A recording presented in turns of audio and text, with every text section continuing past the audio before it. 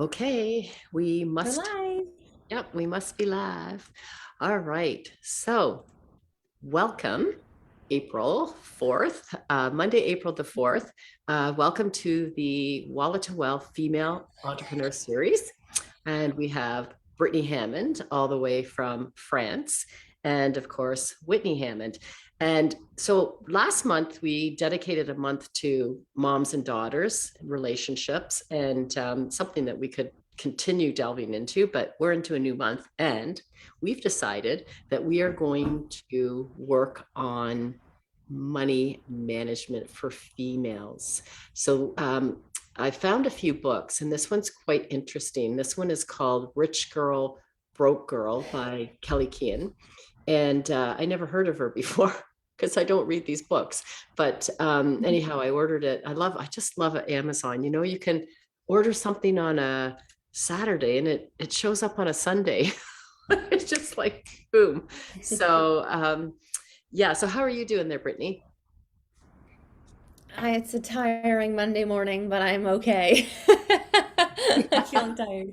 Uh, well, so so for me in my practice, I don't see these people. So this is a side that I don't understand. And I know that you've asked me many questions over the years, and so these are people that I don't get to meet. And I think it's really important that we discuss this because inside this book, it actually uncovers why women and we're talking about women. It's not just women, obviously, it's men and women, but this is going into the Wallet to Wealth group, and that's where we chatter. But we'll also put this one publicly, so any guys that are watching it can. It could apply to you also, but today we're talking about women. So, one thing it says here in the book is women often feel paralyzed when it comes to money management. And that's a powerful statement. And when we say, see, for Mhm. me, when I think money management, I think wealth management, but that's not the case. They're talking about actually managing your money. So the money that you take home from your paycheck every week, every month. And for many people, by the end of the month, that money's gone. So from you, Brittany, from your experience, I mean, I remember you telling me you knew some people that used to use credit cards, but they didn't know you had to pay them off. And also, you and your little best friend Nicholas, when you were growing up, it was really cute because the bank machine was like the money tree. You just put the card and the money came out. Um, I actually just paid I don't know, I've developed my own little rituals, but I just like paid my rent today. And as I was doing it, I was like, thank you, universe, for this beautiful apartment that I live in. Like, I just give gratitude now when I pay bills, In which is Paris, in different. Paris. Yeah. Which is different to before when I was like, I'd close my eyes and pay my bills and just, like I knew that there was money in there. But I think that the approach that I have kind of taken is just like intuitive spending and intuitive saving, which is probably the opposite of what you teach. But it's like you kind of just know, like, I have found that even if I don't budget my money, I still spend the same amount every month, more or less. And I Okay. feel when I'm going over. I feel when I'm like, oop, I have overspent this month. But I think it's because I'm just very conscious of like what am I buying, what am I spending on groceries, what am I spending going out on, what am I spending on coaching and mentorship, which is like the biggest part of my it's biggest part of my expenses. But that quote that you shared, I just women often feel paralyzed when it comes to money management. And Yep. I mean, I've been talking so much in my work lately around, like the generational kind of things that we learn. And there's the season 2 of Bridgerton that is out right now, which it's set in like the 1800s, and it's all about like the courting process where like women didn't have any power or financial anything. So Yes. when I'm kind of thinking of that title of the book and I was reading some of the snippets you sent me, I think this is just a personal opinion, that women didn't have, handle, or make money until, recently when you look at the history of the world. And so if you look at their role models, if it was the dad who was the breadwinner, what were women actually taught? Like, were they able to handle money? And I think that there's probably some some side effects and fears that are laced into that. Yeah, so Um, status. So I'm hearing two things. One, you talked about mindset. When you pay your rent, you say, thank you, universe, I have the money to pay my rent. That's really good because mindset is a big thing when it comes around money. And then you just talked about Bridgerton. I haven't seen Bridgerton, but I do know that, I don't know, 150 years ago, whatever it was all about status and mhm. marrying into, making sure that you were marrying into the same status, and the woman went to the right person who was going to create the right status. And I'm not really sure whether love came into that or not. Maybe it did. Maybe that was the lottery. You got both. You fell in love and you had somebody that could keep you in that status. So I guess that's one of the things I never thought of, is that historically it comes down that way. And so now, as women are changing, and they have been changing over the last, evolving for many, obviously both men and women, but with women in careers. I know for myself, my mantra when I was a child was that I was going to make sure that I made so much money that I was never under the spell of another human being as to what would happen. And what I mean by that is, it wasn't about, I just didn't want to be held hostage. And that's another thing that she talks about in this book, is that she gives some stats here, and she says 67%, no, wait, sorry, 7 in 10 women wish they had more power in their financial futures. Here it is: 2/3 of women whose partners are the primary breadwinners feel trapped. And that, I mean, that's 67%. That's a big thing. So there is this desire that women want to be able to earn money, pay the bills, have some control. 67% of women wish that they had their own money set aside just in case. And that's the nesting, the nesting side of a female. So for any guys who are watching, they're wondering, like, why does my wife always have to make sure she has this money pot? It's like, we can't help it. We're the nesters. We need to have a home. It doesn't really matter how big or small it is. It's just, we need to have a home and know that that home is safe, that we've got it. We're not going to have it wiped out from underneath us. And the other is that we build that nest egg in case something difficult does happen, that we have some money to keep the family going. There's one thing I wanted to, sorry, Britt, did you want to keep going on about the, No, no, no. Continue. okay, I just didn't want to cut you off there. I want to grab, okay, here's some other things she talked about in the book. So for people who say, gee, like, I don't know what's going on with my money, and I can't figure it out. So she's come up with a few points of what she did that went wrong. So we can talk about that. So one of them is spending to your limit. So, I don't know, just say if your pay is $3,000 a month and you're spending to 3,000, then you're spending all of your money. And there are ways to cut back on that. And most people will say, how? Well, believe me, I've done enough budgets that I know how to be able to do that. Another thing she talks about is you only live once. So that's kind of like an excuse for debt. And I do hear with the younger generation talking about, well, we're not going to have children. So, we'll just create this debt because it doesn't really matter. We don't need to build this big nest egg to pass to the next generation. And that thing, you only live once, and I need to get things. Sure, we all need things, but what things do we actually need? Taking on the full burden of debt in marriage. This is a big thing. Getting into a relationship with another person that financially doesn't have the same outlook or goals that you may have. So you may marry somebody that already has a bunch of debt, and then you're behind the 8 ball, and it just makes it really, really difficult. So starting at a young age with really good money habits, whatever you earn, put something away every month diligently, even if it's $25, because it's like what you said, Britt, it starts that energy, it starts that energy flow. Not understanding the crippling long-term impact of credit card debt, like that's a really bad one. So I mean, for you, Britt, I know you've always paid your card, right? Like I've always paid my card. I've never ran my card over in all the years that I've had a card. I So, didn't know that you couldn't not pay it. I but I didn't know you couldn't not pay the credit card. Like, I thought it was just to accumulate miles so I could travel. uh, That's why I thought we had one. well, and you know, I probably taught both in you and Chanel, so it does come from teachings from parents. But anybody that has credit card issues, it's a good idea just to, you know, if you need 300 a month for shopping, whatever, gas, change your limit to 300 and that's it. Borrowing more money because she could. So that's a big thing because I know that in with you when you started with TD, they would send you uh, a letter saying, you know, we're going to increase your limit. And then you would call me and say, what should I do?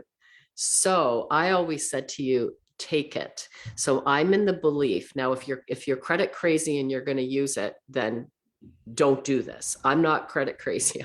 I don't live on credit, but I've always allowed from when I was a teenager, I'm with TD also, I allowed TD to up my credit line. So I have massive credit lines with zero bank balances. But what that does, sorry, zero line of credit balances, because what it does is it allows me for an opportunity. I'm in a different situation. But for you, I said always take it because you never know down the road if there's some deal you want to do, you want to be able to have that credit rating. Developing your credit rating is a big thing. Um, Judy says, sorry to cut you off. Judy says, I'm with you, Britt. I pay my card every month and rack up those travel points. I thought that's what it was for. I could never conceive of not paying my credit card bill on time. But I think it's because you were like 20% interest rate, and I was like, ah. I could never not pay my bill, you know? But I well, also wouldn't spend more than I had for the most right. part. And I remember one family member, one female in our family, she, this is years ago, she thought that when the credit card went to the credit bureau, you didn't have to pay it anymore. That was it. You weren't supposed to make any payments. And so this had happened to her, but it had just gone over to, or it was just in process of going over. And I found out about it. And I called her and I said, no, no, no, no, no, this is wrong. And I taught her. So whatever was going to the credit bureau, I told her, you call Visa and tell them that you will now be making payments. And I said, whatever you pay, I'll match. So if you pay 400, I'll pay 400, but the two of us will work this debt off together. I said, don't ever put yourself in this position. You know what? She just wasn't taught. Yeah. Yeah, that's in my family. We have the same parents and stuff like that happens. So go figure. So digging herself into debt again, not planning for the, you know, the cost of raising children. So those are the negatives, but let's just go to the solution quickly because I like to live in the solution. I think that we should all live in the solution in anything in life.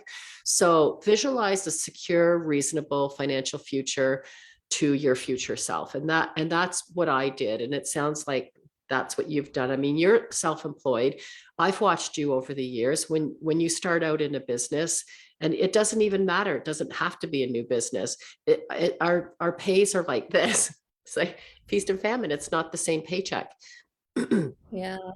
Well, one thing I wanted to say about this, and it's a little bit more woo and out there, but because I also have this book called Rich as Fuck, Yeah. and she has a different viewpoint on debt. However, I think the difference is that level of awareness. I just wrote this down. It's the mindset. So, like, when some people are going into debt, it's like they have this deep trust in themselves and God, whatever, that they're going to make the money back. Like they're using it strategically. And I think she differentiates that really well versus the people who don't understand, who are mindlessly spending and they're like, ah, I'll deal with that later, especially in America, because in America, there is a thing. I think if you declare bankruptcy and after 7 years or something like that, you can clear your debt. Like there is some It's truth to it's that. in Canada too. Oh, okay. Yeah, you can clear your debt. I just don't think you can clear it with CRA anymore with your income tax. They used to, but Yeah. yeah, that's right. You Yeah. know something? Here's one thing that I did from a very, very young age. I made a decision that I wouldn't buy anything unless it was an asset and an appreciating asset. So there's a depreciating asset, which would be a car, or an appreciating asset, which could be, um, a stock or a bond or a house. I accumulated all sorts of stuff from a young age. So that's a really good mindset to start with, is to save your money for things that will be around. I want. I'm gonna pick on the nail girls. The millennials brought it into this. So I don't know what year it was, but we didn't, like, my generation when we were younger, when we were like, in our 20s and 30s, like we weren't buying fake nails. Like, and I still don't. I paint my own nails. I just didn't get them done painted yesterday. I paint them on Sundays. And girls are going and getting these nails done all the time, and now they're getting lips and Botox and all. And I've never had those things, and I don't want to have those things, because those things to me are, I'm just throwing money out the window, right? So, and when you start adding that stuff up, why don't you have any money left? Well, because look at all the stuff that you spent. Did you really need to spend $60 on your nails? Really? So visualizing a secure, reasonable financial future. So that's kind of what you were talking about with your mindset of being really happy to be able to pay your rent. And I remember when there was a time when when you got that apartment, and it was like, oh my gosh, like, how can I ever pay this rent? And you've been able to do it, no skin off your back. Don't be lured in by low interest rates. So sometimes Took me a few months to get there. you did it. But yeah. Don't be lured into low interest rates. Like, oh, I'll just put it on my card, and it's a teaser rate. It's how the United States got into trouble and ruined the world for a while there, with the low interest rates that increased one day. And by the way, there's a heck of a lot of debt right now in Canada. Canadians were not huge on debt. It was more the Americans. They were more outgoing than we were, and we were more conservative. And I am seeing young people, putting cars into their mortgage. Well, we need a new car, so we'll just add it to our mortgage. And that's a snowball thing. And what will happen is everything will explode one day. There'll be no car, there'll be no house, because those payments are not going to. It's just interest rates are they're heading in the direction that the millennials aren't aware of. So we've had historically low rates for a long time. There's always a come to Jesus moment, always in life. So understand lines of credit. So that's another thing too. I know Dr. Google is fabulous for education, but I think that what we'll do through the month of March is, so this is really April. 101. I'm sorry, that's right, it's April. I know. Well, through the month of April, we'll do some really 101 training, and then get towards the end of the month about really tips on how to establish wealth and to create wealth. Because the difference between having money and not having money, honestly, is just some education and having some tips and tricks and strategies on how to get there. People don't get wealthy just because they, hit the gold mine. The old days, everybody was digging for gold. That's not the way to do it. And it's all sustainability is how to do it. And we'll talk about that later this month. So keep watching. So use a line of credit to pay higher interest. So what happens is, if you've created a whole pile of debt, and there is a snowball strategy where you can, say you're paying $400 a month on your debt, you pay the most towards the highest interest rate. And when that one disappears, you take that same payment and then you apply it to the next. So that's the snowball. So anybody that does have debt, make a focus on really getting rid of that. And one of the best people to speak to is Jessica Marie. Let's tag her in this, because Jessica works She's with people. watching. Pardon? She's Okay, watching. perfect. So Jessica, great. Jessica is the lady that you want to speak to on this. She's been there. She knows how to get out, and she's developed an incredible strategy, and she's a fabulous coach to get you out. She really cares. So get a credit card with a limit no higher than you need for your budget. So again, if you're in that situation where you have to put strains around yourself, make your card for $500 and use it just for emergencies. Don't pay any fees. Don't pay any over limit fees. Like, don't pay interest. Just don't do that. And get yourself organized so you keep your payments on time. So here I am. I'm 58 this year. I have practiced the same discipline that I created when I'm not even sure if I was a teenager. I guess I was a young teen when my mom gave me my baby bonus, and I would write out what my bills were, what it was that I needed to do. I still do the same, and I do it monthly. I do it on it. I handwrite it every month. And I also have an elaborate Excel sheet because everything for me is Excel, but that's the world that I live in. But I also handwrite it because that's the way I started when I was in my youth. And I keep track of every bill. So I know if you say, well, what are your bills for April? I can tell you what they are. And I check off every time I pay my bills. And every month at the end of the month, I come down and I add up and make sure everything's paid. And how much did I score? How much did I save at the end of the month? And by the way, in my budget, my bills, some of them are saving. So I have so much that goes to I have different savings buckets. Okay. So that all just automatically comes out as if it's a hydro bill. So I highly recommend that. And seek help to get out of financial trouble. And that, I would say, is I would highly recommend Jessica. She knows how to do it. Awesome. We just had like a flurry of people come on. I see there are some men here, but for the women, come and join the From Wallet to Wealth group because we're going to be spending a lot of April, but keep thinking it's March. But April, talking about this money stuff. I had something I was going to say and I just forgot. But anyways, Yeah, like one um, thing I do see with ladies is they save money in their bank account. So that's another thing too. So there are so that was we're talking about the women that are struggling, and then there's women that are working and they're saving and they're just saving cash in their bank account. I know one who's sitting here right now.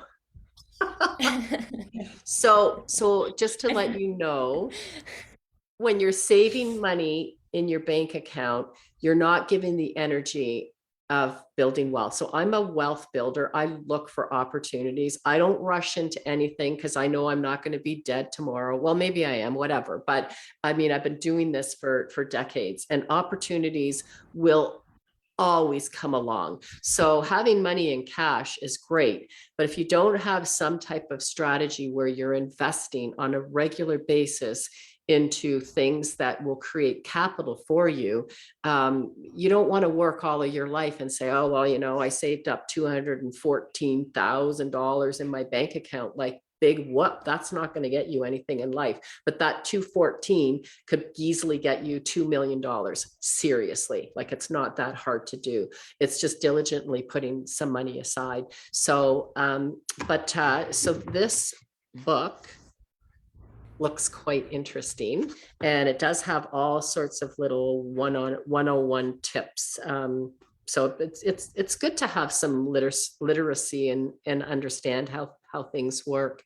What have you seen in your generation typically? I remember when you were younger, you had friends that had massive credit card debt for nothing. Like, they'd have $4,000 on their credit card. It's like, what did you buy? Did you buy a car? And they're like, well, I don't know. It just got there. yeah. Oh, Britt, you just froze. Well, we lost our Brittany and her. Personally, someone who like simple. Like I'm here. Okay, you can repeat that sentence. I was just saying I'm not someone who buys a lot of things. Like I've started to now recently, but like I'm more someone who will buy travel or like will invest in like my own growth. I'm probably similar to you in the sense that I don't really understand how people like rack up a lot of debt because I know that the anxiety, I mean, I say this and you obviously, I have a line of credit to still pay off, but for me, the discomfort of knowing that I have debt is greater than any temporary feeling of joy I could have from buying a manicure or buying something. Like that stress will outweigh it. So I just, if I want the manicure or the massage or whatever little thing that I want, then, I make sure I have the money for it and that I feel good and I'm not going to have like stress about it.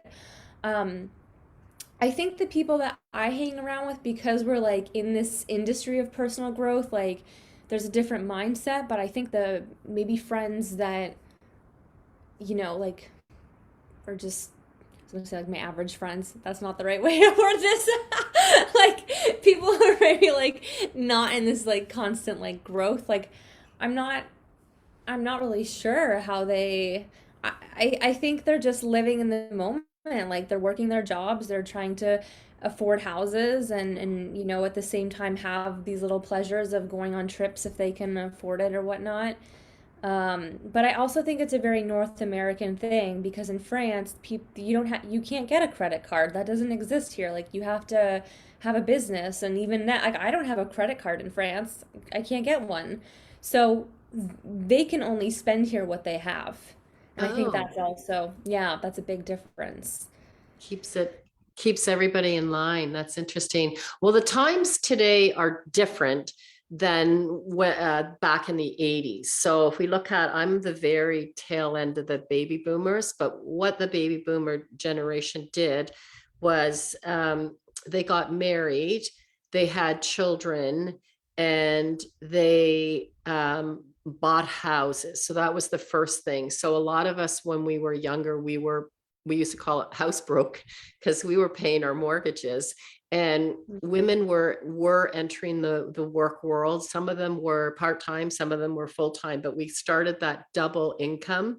And as our, so when our children were born, we were broke. All of us were broke, but we bought houses, and that's why we were broke, because we saved our money. And we came from parents that had the belief that you have to work somewhere for 35 years and get a pension and blah blah blah. So we were defiant in saying, well, I'm not going to work for $39 an hour for 35 years. Like the hell with that.